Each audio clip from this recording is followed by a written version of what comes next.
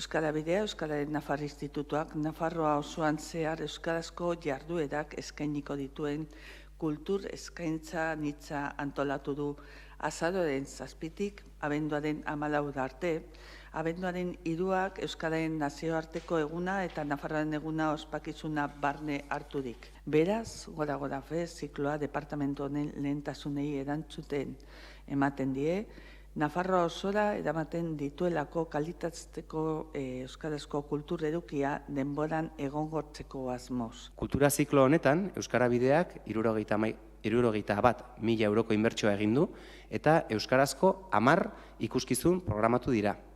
Aurrentzako ipuin kontaketak eta ipuin musikalak, familia bestak, familientzako antzerkiak, eskulangintza eta magia tailerrak eta gazteentzako antzerkiarek ere besteak beste.